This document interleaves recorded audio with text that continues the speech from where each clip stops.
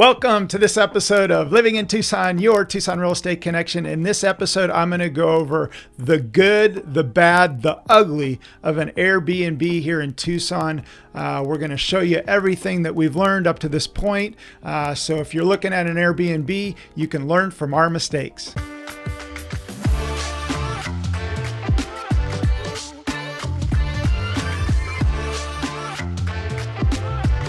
Hello, my name's Tyler Ford, eXp Realty here in Tucson, Arizona.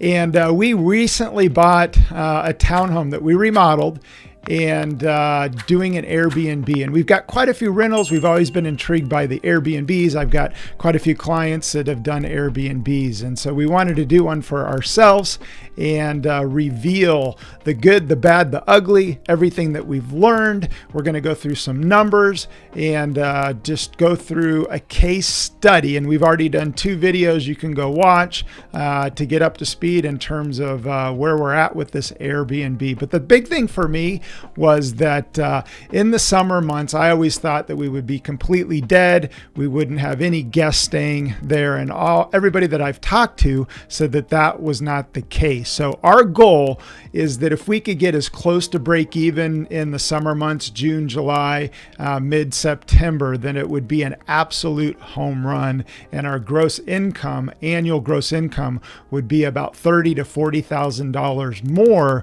than if we were to do a long-term rental. So we're giving it a go.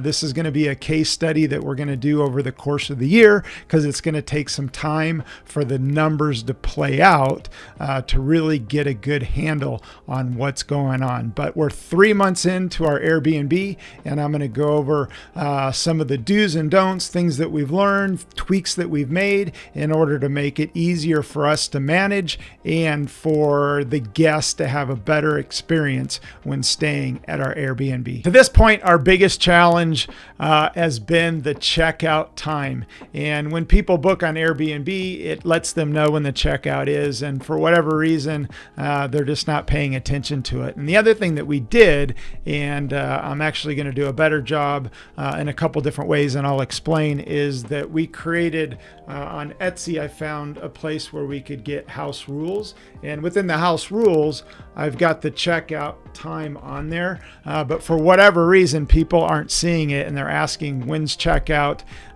and or they're not checking out on time. So we had a same day turnover last week, and the cleaning service was showing up at 11:15 and the guests were not out of the property yet. So created a little bit of stress and scrambling just because we had people coming in. The check-in time is 3 o'clock. So if I can give any advice, it's making sure that your guests know when checkout is. And we're going to get another sign on the entryway that's pretty big that specifically says checkout at 11 a.m. just so people know. But if I give you any advice, and probably our biggest challenge, that has been it to this point. And then the other thing that we've done too is for the Wi-Fi, we got a little stand with the Wi-Fi so they know what the code is. And both the house rules and the Wi-Fi sit on the desk, and that's made things a little bit easier, but we need to do a better job when it comes to the checkout time, especially for same day turnovers. If it's not a same day turnover,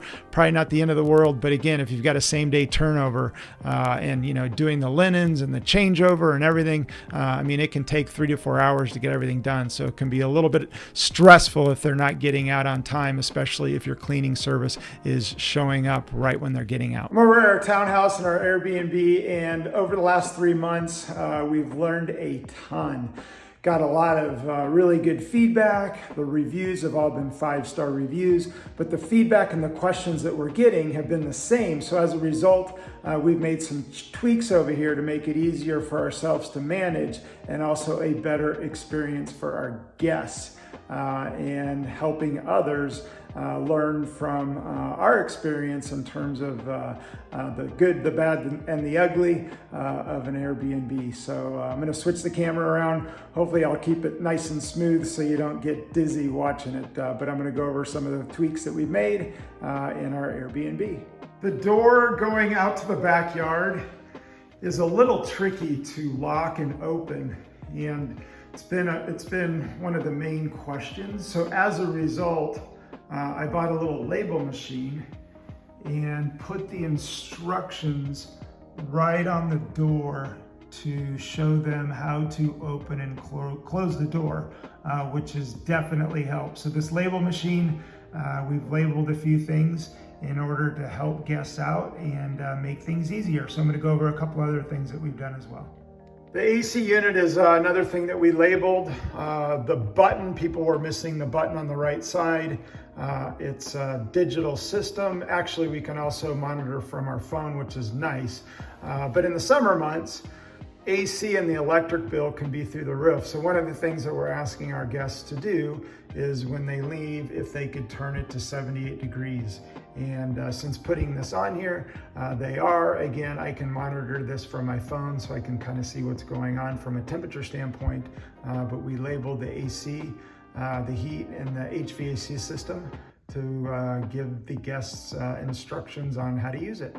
A couple other things that we labeled. One is the utensils.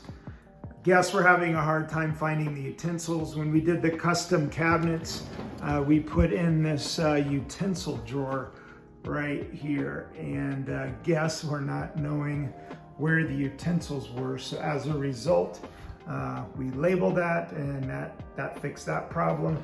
A couple other things that we've labeled in the kitchen. One of which there's a couple pools. We put where the pool key was, and then on Amazon, I found a place where you could get a custom keychain made, which has the pool key. And then the other thing we labeled is where the garbage can is. And again, doing this labeling has definitely helped, and we're not getting the questions anymore. The other thing we've done is we've created a couple different things, our house rules, and then also the Wi-Fi network. But the house rules right here, the big challenge that we're having is the checkout time at 11 a.m. I'm gonna create another specific checkout sign that we put right at the door so people know. The other thing that we labeled was how to use the keypad. They were getting the code to come over here to have keyless entry, and that way the guests can just check themselves in, but they were having a hard time operating it where they were putting the code in, but you got to press the quick set button in order for it to activate, whether you're locking it or opening it. And again, we put that label on the door, which has definitely solved that problem. The other thing that I'm going to do is I think on the door and the keypad here, we're going to put a sign right here that just specifically says checkout time 11 o'clock.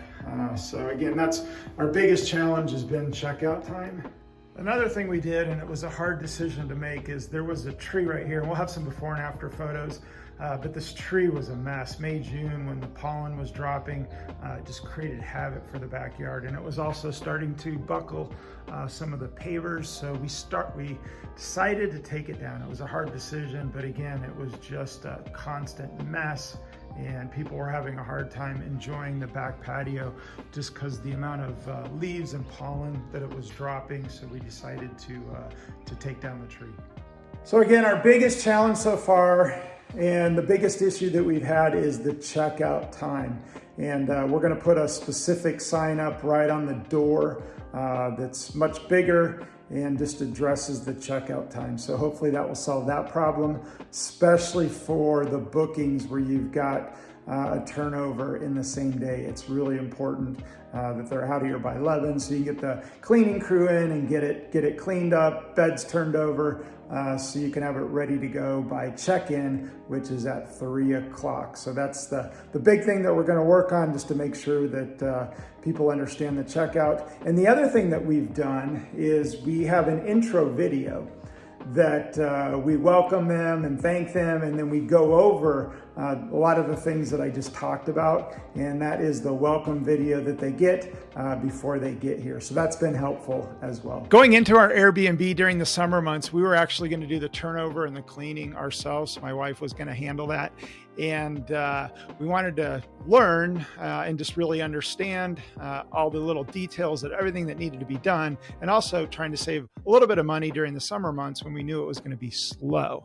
And we're charging $175 through Airbnb for the cleaning. But we had a guest that was staying there, and we were going out of town kind of in the middle of their stay. And then we were going to be back a couple days after they were gone, and we didn't have anybody booked. So we were just going to clean it when we got back. But about 2 days before heading out of town, we had somebody book, and they were coming in before we got back, so it wouldn't have been clean. So we were panicking a couple days prior to getting out of town, and we didn't want to cancel that reservation. And so scrambling, I did a ton of research, asked a couple friends if they would share their cleaning person on their Airbnb, and actually they wouldn't, because they didn't want to steal them away from their property. So through the bad, I actually found the good, and I found this platform called TurnoverBnb, and it's awesome. And the way it works is you put your property in there, and then you submit it to cleaners in your local area, and then they bid on the job. But it's really cool. You can go in, you can find cleaners and submit it. You put in your property, and then you do a search. The other cool thing that I like about it is that you can put in a checklist. So you put in your checklist. I'm not going to show it to you because there's some confidential items as far as key passes and codes and all that. So you put in your checklist, and then when they go there to clean, they've got to go through the checklist. So the better job you do up front with that checklist, the better. The other thing that I really, really like is there's a schedule. So you can go in, and there's a schedule that actually syncs with your Google Calendar. So it goes right into your Google Calendar, and then it's got a schedule as far as the cleaners when they're coming in and out, and then they accept it, so you know that it's going to get done. So it's a really, really cool platform that gives you the ability and flexibility to go out and have people bid on cleaning your property and the turnover. The app actually pays them, which makes it really easy as well. And they've got to go through that checklist. So we've been really pleased and kind of excited about it, because it's actually made our job a whole lot easier. And we've now turned it over to somebody that can facilitate the turnover as far as the cleaning. So now let's dive into the numbers, and we're pretty excited. Again, our goal was to break even in June, July, August. And we finished up our remodel and listed our Airbnb right at the end of April, 1st of May.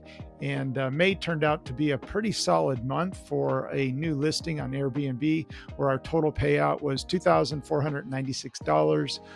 June, we had two guests for a total of $965 in gross. And then I should say a net. This is when they subtract out the Airbnb fees in terms of our payout. Payout in July to this point, we're not even halfway through the month, $1,090, and then August we're at $795. And we're getting some last minute bookings, and I'll show you what we did to make some changes to get some last minute bookings. But our break even, we don't have any debt, so no debt service, but break even per month is anywhere from probably $600 on the low side to maybe $700. That includes electric, that includes the HOA, it includes our security, it includes Cox, internet. So we're right at maybe probably, I'd say in the high fives, low sixes, up to probably $700-800, depending on the electric bill, breaking even. So encouraged that we've been able to get close to break even during the summer months. So from October through April, May of next year, we're pretty excited, because if you look at 2023, we're already almost fully booked out. So we've got $8,100, $8,190 in revenue come February and March of next year. And so we're pretty optimistic in terms of being able to net anywhere from probably about $2,000 upwards to probably $4,000 per month during the busy season. So we're pretty excited. And the numbers, again, that was our biggest concern going into it, whether or not we were going to have bookings in the summertime or it was going to be completely dead. So that's a sneak peek of what's gone on to this point. When setting up your Airbnb, there's a lot to their back end, and there's definite learning curve. And I've actually taken some courses and done a little bit of studying. And one of the things that they talk about and one of the setups that you can have is your minimum night stay. And right out of the gate, based on what I learned, is doing a 3-night minimum at a minimum. But we've made a few little tweaks to it, and it's actually made a big difference to get some last-minute bookings. But one of the things, and what everybody says, is the one thing you want to avoid is a 1-night stay.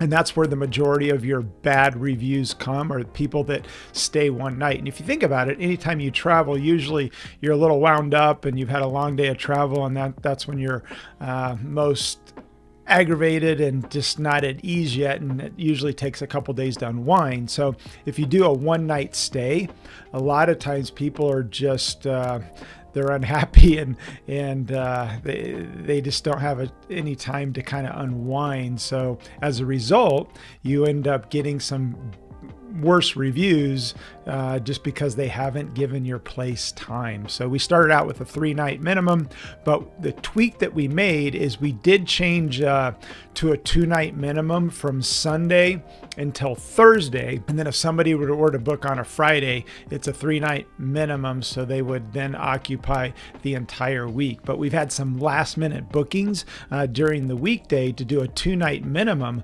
that has actually been half of our bookings. So if we didn't do that, we probably would have lost out on a couple bookings. So something to consider is what your minimum night stay is. And the other thing too is some competitors around the area are all at 3 nights or more. So we've been able to pick up the 2-night stays and get some last minute bookings, which has definitely increased our revenues. So again, just something to think about and something that we've learned and some tweaks that we've made along the way. As I said, we're 3 months into our Airbnb, and right out of the gate, I thought it would be a cool thing to do a good, bad, ugly case study and just be transparent in our numbers and what we've learned along the way. I can't say there's been any really ugly. So far, our guests have been awesome. We've got great reviews. I'm sure there'll be some challenges down the road that we've got to deal with. But again, the bad's been good because we've been able to learn, make things better, and tweak as we've gone. So again, we're going to be sharing. But if you're an investor out there looking at a rental property and trying to decide whether you want to do a short-term rental versus a long-term rental, we would love to help. I would definitely say if you're going to be doing an Airbnb short-term rental, for me, it's a specific type of property that's easy to clean, doesn't have a lot of yard work, doesn't have a lot of deferred maintenance, and just things you got to stay up on.